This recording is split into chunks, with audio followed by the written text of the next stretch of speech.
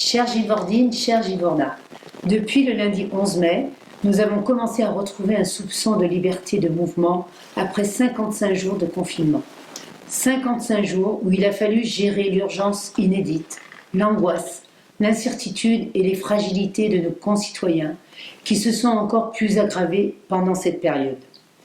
La France a pu toucher du doigt la précarité de beaucoup d'entre nous, le sens des tarifications sociales et le rôle des associations de solidarité indispensables à nos familles et à nos jeunes.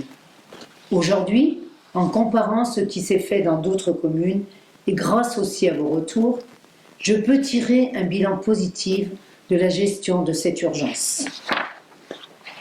J'ai pu m'appuyer sur les agents du service public qui ont fait preuve d'une incroyable réactivité et d'innovation pour faire face à la situation et garantir non seulement la continuité, mais aussi le renforcement des services rendus à la population. J'ai pu m'appuyer sur l'incroyable solidarité givordine grâce au réseau associatif qui ont assuré des dons alimentaires pour les familles et des dons sanitaires pour l'hôpital de Montgelat, mais aussi tous les bénévoles qui ont cousu des masques grand public. C'est plus de 8000 masques qui ont été confectionnés. J'ai pu m'appuyer sur les élus, des agents, des bénévoles qui ont assuré, dans un premier temps, la distribution aux seniors. Tous les foyers givordins ont reçu ou vont recevoir des masques distribués par la Poste. Afin de compléter cette action, des points de distribution sont mis en place dans différents quartiers. Dans ma 4e lettre de confinement, vous trouverez la liste des points et les horaires d'accessibilité, mais aussi les conditions pour vous en fournir. J'ai pu compter sur vous, Givordines et Givordins, car pour la grande majorité, vous avez respecté les règles du confinement et vous m'avez témoigné massivement de vos soutiens et vos encouragements. Il est évident que dans le cadre de la reprise progressive de l'activité habituelle, nous devons rester vigilants et responsables. Il ne faut pas relâcher nos efforts. Les gestes barrières restent d'autant plus de rigueur. Sur la question des tests, le laboratoire Unibio a mis en place un drive test sur leur parking en partenariat avec la ville. Bien entendu, il faudra être muni d'une ordonnance pour se faire dépister.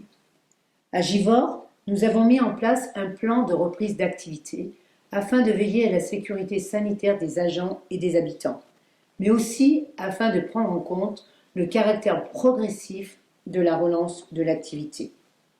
Les accueils de la mairie et la mairie annexe sont à nouveau ouverts au public, même si les démarches en ligne restent privilégiées. Nous avons rouvert la crèche et le jardin d'enfants, mais bien entendu avec un nombre d'enfants limité. Dans le cadre du cahier des charges et du protocole demandé par l'Éducation nationale, avec les directeurs d'école et les enseignants, nous avons créé les conditions pour accueillir nos enfants des grandes sections maternelles, les CP, les CE1 dédoublés et les CM2 dans un premier temps. Dès la semaine prochaine, d'autres classes reprendront elles aussi.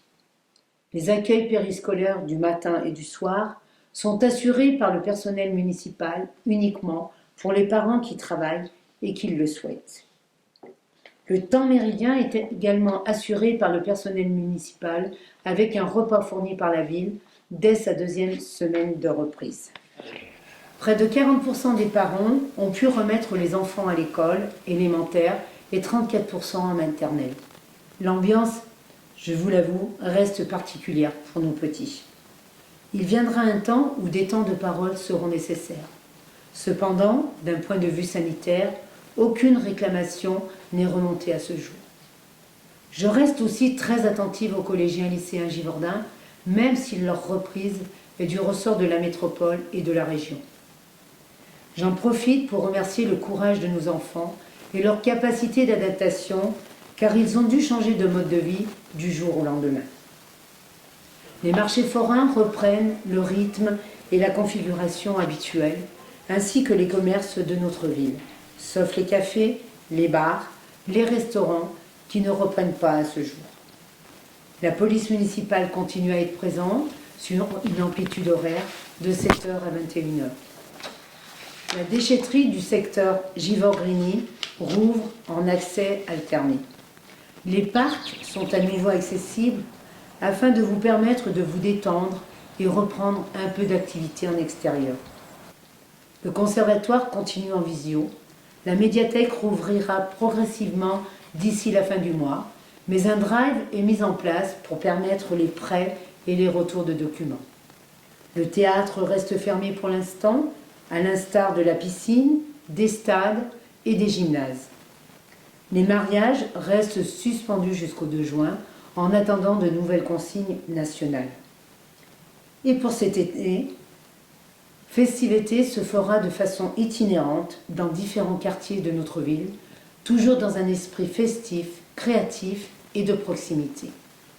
Évidemment, et comme nous le faisons depuis le début, nous adapterons nos décisions en fonction de l'évolution et de la situation nationale. Pour finir, cette crise sanitaire a été, pour un grand nombre de citoyens, l'occasion de prendre conscience du rôle des communes pour répondre aux besoins des habitants dans la proximité et avec réactivité. Le gouvernement s'est d'ailleurs largement appuyé sur les maires et le tissu local, qu'il accusait juste avant de trop dépenser et de trop embaucher. Il a fini par reconnaître l'action des communes, tant par la présence du personnel communal sur le terrain que par les actions déployées pour venir en aide aux plus démunis. Avec cette crise pandémique, les revendications des professionnels de la santé sont devenues audibles et à travers eux, les autres cœurs de métier. Il est grand temps de changer le modèle de développement économique. Il est grand temps d'en finir avec les inégalités sociales. En tant que mère, humaniste et républicaine, c'est ce que je porte depuis le début de mon engagement politique. Continuez à prendre soin de vous et de vos proches et à très bientôt.